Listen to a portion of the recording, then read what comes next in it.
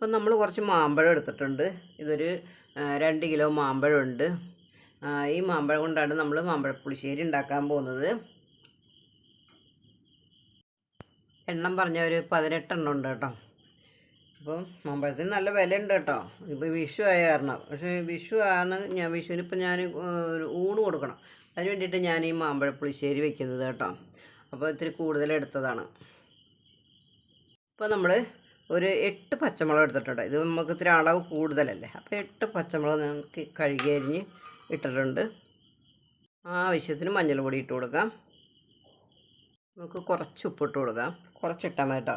കൂടുതലിട്ട് കഴിഞ്ഞാൽ മാമ്പഴത്തുമ്മേ കയറി പിടിക്കും ഉപ്പ്. അപ്പോൾ നമുക്ക് കുറച്ചിട്ട് കൊടുക്കാം. ഇപ്പം കുറച്ച് പഞ്ചസാര ഇട്ട് കൊടുക്കാം. നമുക്ക്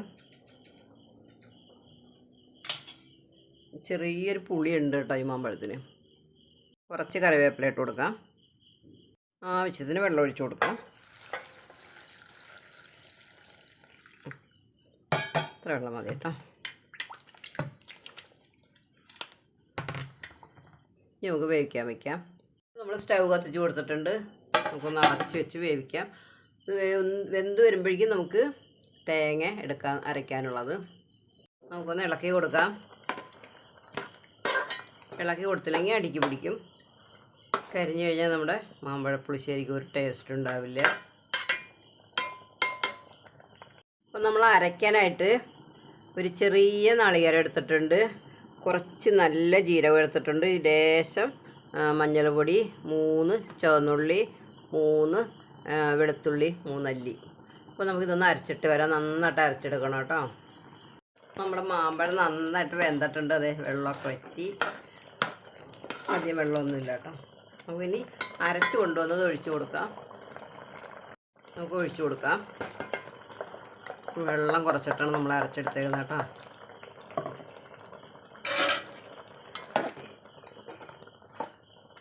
നമ്മളത് മിക്സ് ചെയ്ത് കൊടുത്തിട്ടുണ്ട്. നമുക്ക് ഉപ്പുണ്ടോ നോക്കാം കേട്ടോ. ഉപ്പ് നമുക്ക് ലേശം ചേർത്ത് കൊടുക്കാം. നമുക്ക് ഉപ്പ് ചേർത്ത് കൊടുക്കാം.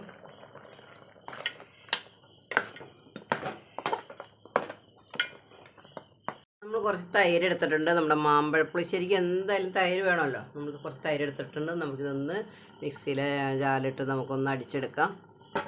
നമ്മൾ കുറച്ച് കുരുമുളക് ഒന്ന് പൊട്ടിച്ചെടുത്തിട്ടുണ്ട്. ചേർത്ത് കൊടുക്കാം.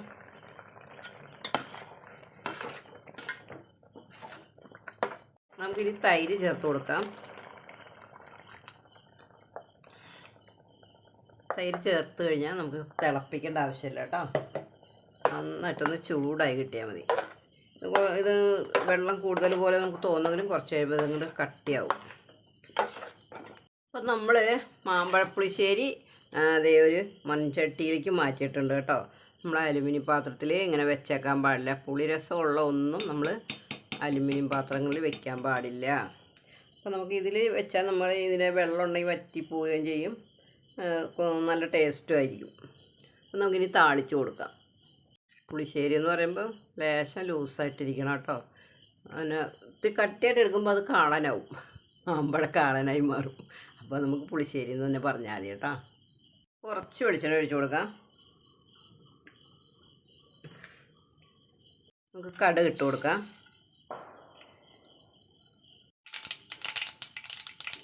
വറ്റൽമുളക് ഇട്ട് കൊടുക്കാം. കറിവേപ്പില ഇട്ട് കൊടുക്കാം. നമുക്ക് ഒഴിച്ചു കൊടുക്കാം.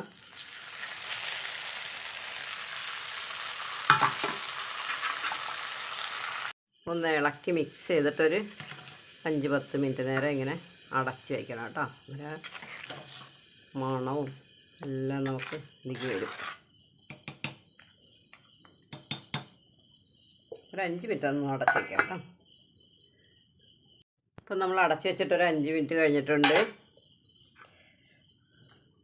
അപ്പം നമ്മുടെ മാമ്പഴപ്പുളിശ്ശേരി റെഡി ആയിട്ടുണ്ട് കേട്ടോ. എല്ലാവരും ഇങ്ങനെ ഒന്ന് ഉണ്ടാക്കി നോക്കൂ. മാങ്ങയുടെ സീസണല്ലേ.